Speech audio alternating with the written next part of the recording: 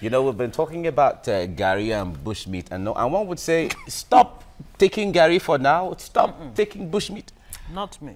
No, certainly not. But we'll look at the way it's done. But we're Africans. We're Nigerians. We grew with Gary. We grew with bushmeat.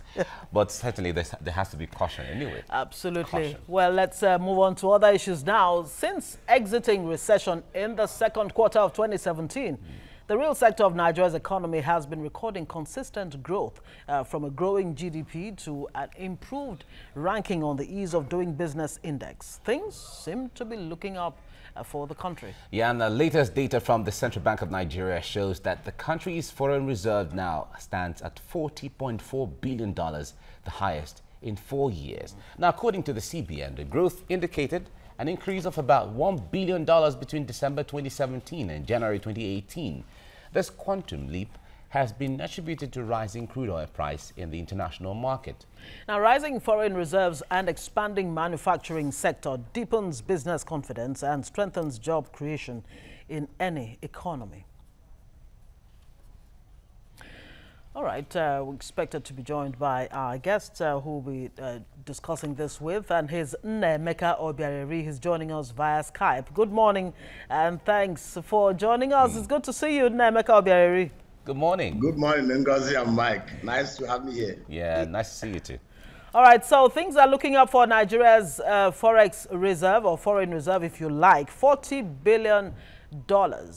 Meeting the projections of the CBN governor, of course, who said by December 2017 that Nigeria's forex reserve will be about $40 billion. What are we doing right? Some people have said CBN's policies are obviously working. Ngozi, you rightly said why the foreign reserve grew to $40 billion in January. Ngozi, between October 2017 till now, crude oil prices have remained at an average of between $68 per barrel to $70 per barrel. Remember, our budget benchmark was fixed at $44.50 per.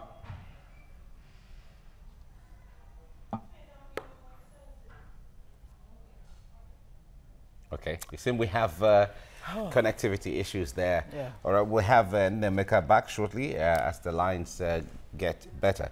Now, one of the questions Nigerians are asking is, there's so much effort in saving or ensuring that the foreign reserve increase. Yes. So much effort, and it is positive, let me say. But the point there is, to what benefit is it for Nigerians? And you have so much in your foreign reserve, and you don't have the infrastructure.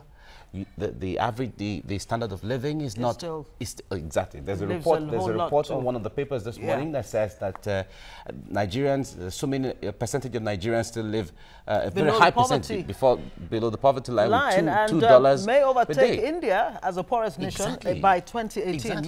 Not very good. But then again, yes, Nnemeka is back, thankfully. And you were trying to make your point to my question as to what we have been doing right, and really, is it even sustainable? Ngozi, there's nothing that we are doing special concerning this matter. What happened was that Providence was good to us. Crude oil prices went up because a pipeline that supplied products to Europe got broken.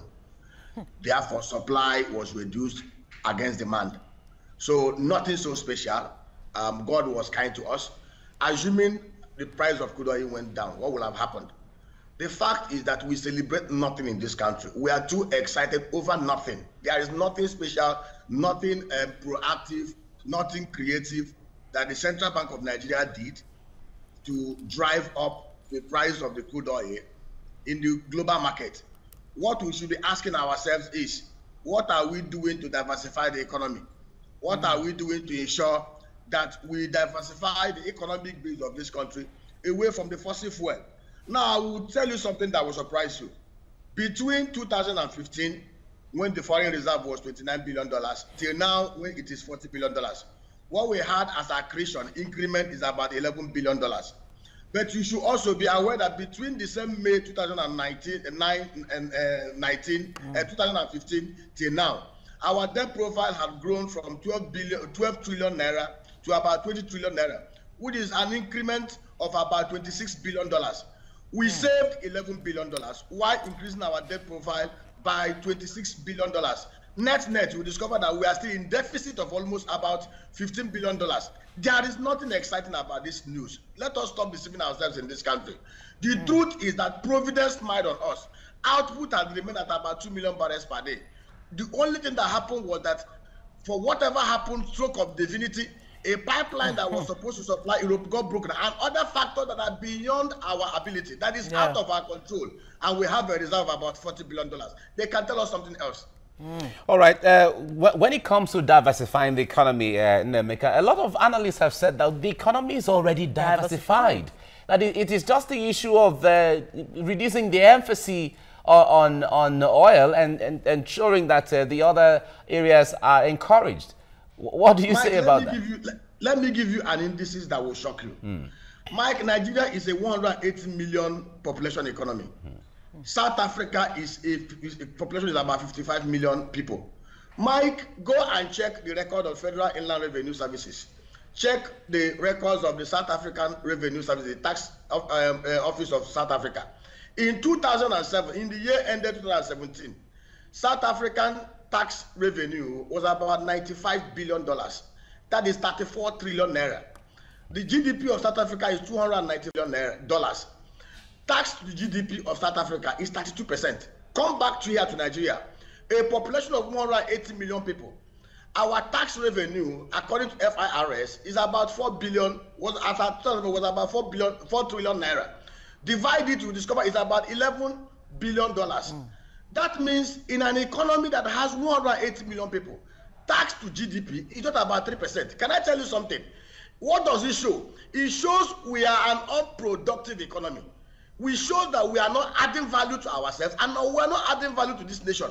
If our tax GDP had been up to what that of South Africa, we'll be talking about tax revenue of about $132 billion, which is GDP of about tax in naira terms about 48 trillion naira. Do you know why we are not growing? Because of the 40 structure, because of the WAP structure, because of everything that has been wrong with the governance, physical, and other structures of this country. When people talk about restructuring, when people talk about resource control, when people who are very proactive, who are very sincere, who are very honest, talk about restructuring the economy of Nigeria, we're not talking about political restructuring. We're talking about fiscal restructuring. We're talking about socio-economic restructuring. Things that will make us to be productive. What we are already having in Nigeria is a rent-seeking economy. Nigeria has no business playing under the same GDP of about $415 billion. A productive economy with the kind of demographic we have in Nigeria should be talking about a GDP of about $1.5 to $2 trillion. Looking at our potentials, looking at our size, looking at everything that has to do with our resource base. Anybody that tells that we are diversified is deceiving himself. Until we get to that level, the first thing, you must destroy the old foundation. You must rebuild a 40 foundation before you can begin to build the superstructure. The 40 foundation is the constitutional structure that we have that was given to us by Abdul Salam Abubakar. Until we overhaul and restructure the whole constitutional and structural architecture of Nigeria, we will be wasting our time, and that is the bitter truth. Let me jump in here. You have succeeded in busting the bubble, really, for us. While we started this segment, we were really excited that, you know, our forex reserve is getting up to $40 billion. But the CBN is actually giving itself a pat on the back, saying the 41 items, for example, that we have, you know, delisted from forex and plugging loopholes of wastages and what have you, that these are helping shore up forex reserve.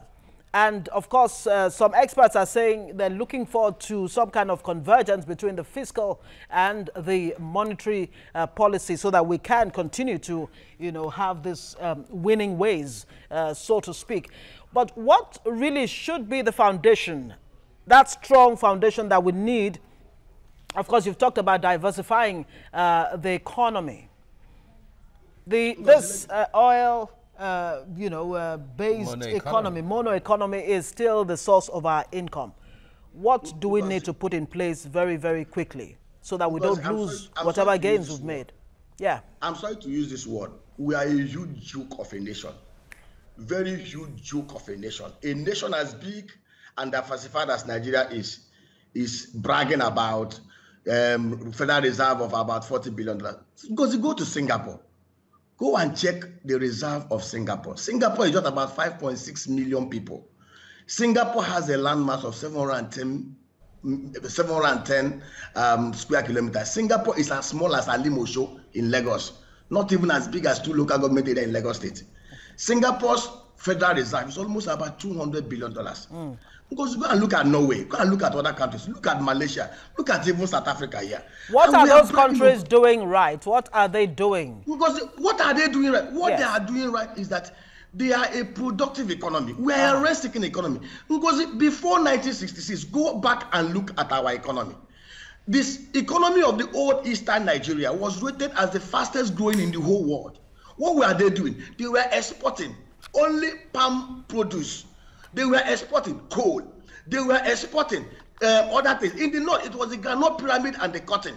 In the west, it was the cocoa. In the Midwest, it was rubber. Do you know why? Because there was resource control. Every of the regional leaders sat back in their regions to do things right, to ensure that they are productive, and they give 50% of whatever they got to the center, 30%, 20% for the federal government, and 30% to be distributed among the other constituent units. That is how federal structure works. California is the 6th biggest economy in the whole world. California is a state in the US. The truth of the matter is that we are running round cycles, deceiving ourselves. This country can only work. Let me tell you, by the time we emphasize oil revenue and overhaul the whole constitutional structure of Nigeria to make Nigeria a planned economy that is properly structured, where people produce what they eat, where somebody cannot stay and say, we have 2 million population that are producing nothing, they will not put those people to work. See, let me tell you, Nigeria has the greatest potential of any country in Africa. But the problem we are having is that we have a structure that is not working. No angel can rebuild this country unless we overhaul our structure. Okay. Nemeka Obiareri, thank you so much. No angel. No angel from anywhere can build this country. And really talking about diversifying the economy, can we really achieve that without plugging the power gap? Because everything, you know. Well, it depends on power. But it's all right. One way or the other, that's the diversification. Because investments has to go into the diversification process. Solid minerals is there. Tourism is there. So many sectors on All right, we thank Nemeka Obiareri for that analysis and insight into the issues on all of this. Thank you so much. That he made a statement and said we shouldn't be too happy. There's nothing special about all of this, especially when the average Nigerian is not